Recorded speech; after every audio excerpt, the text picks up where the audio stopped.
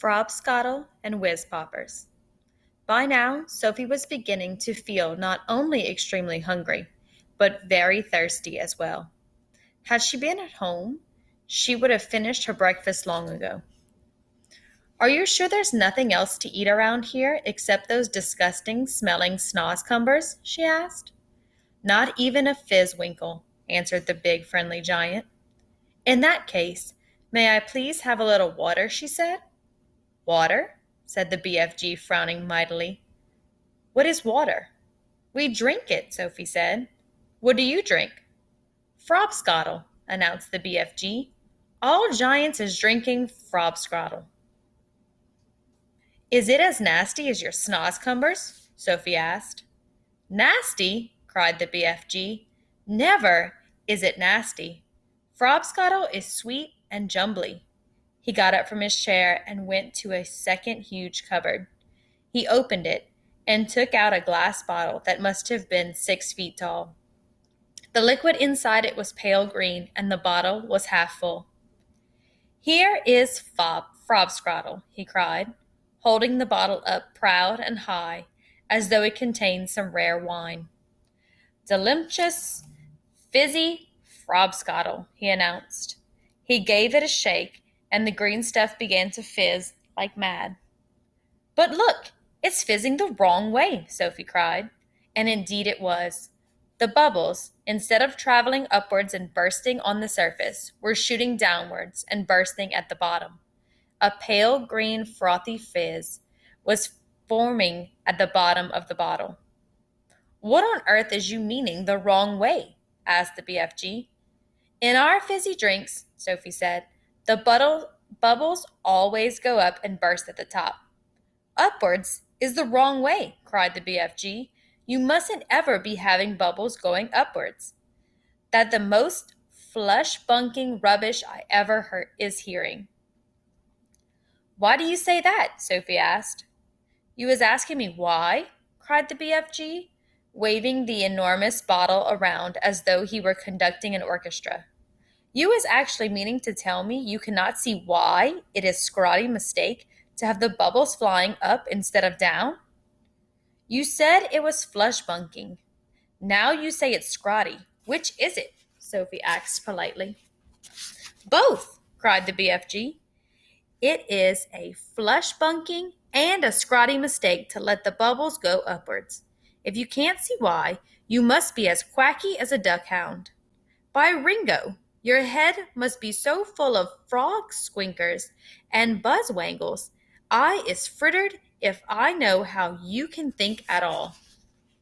Why shouldn't the bubbles go upward? Sophie asked. I will explain, said the BFG. But tell me first, what name is you calling your Frobscottle by? One is Coke, Sophie said. Another is Pepsi. There are lots of them. And the bubbles is all going up? They all go up, Sophie said. Catastrophe, cried the BFG. Upgoing bubbles is a catastrophe dystrophy. Will you please tell me why? Sophie said. If you will listen carefully, I will try to explain, said the BFG.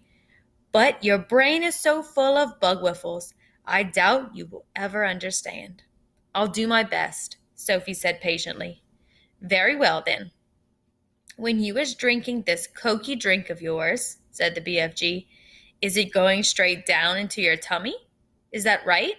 Or is it left? It's right, Sophie said. And the bubbles is going also in your tummy, right or left? Right again, Sophie said. And the bubbles is fizzing upwards? Of course, Sophie said. Which means, said the BFG, that they will all come swish-whiffling up your throat and out of your mouth and make a fulsome, belchy burp. That is often true, Sophie said. But what's wrong with a little burp now and again? It's sort of fun. Burping is filthsome, the BFG said. Us giants is never doing it. But with your drink, Sophie said. What was it you called it? Frobscottle, said the BFG. With Frobscottle, Sophie said. The bubbles in your tummy will be going downwards, and that could have a far nastier result. Why nasty? Asked the BFG, frowning. Because, Sophie said, blushing a little, if they go down instead of up, they'll be coming out of somewhere else with an even louder and ruder noise. A whiz popper! Cried the BFG, beaming at her. Us giants is making whiz poppers all the time. Whiz popping is a sign of happiness. It is music in our ears. You surely is not telling me that the whiz popping is forbidden among human beings. It is considered extremely rude, Sophie said.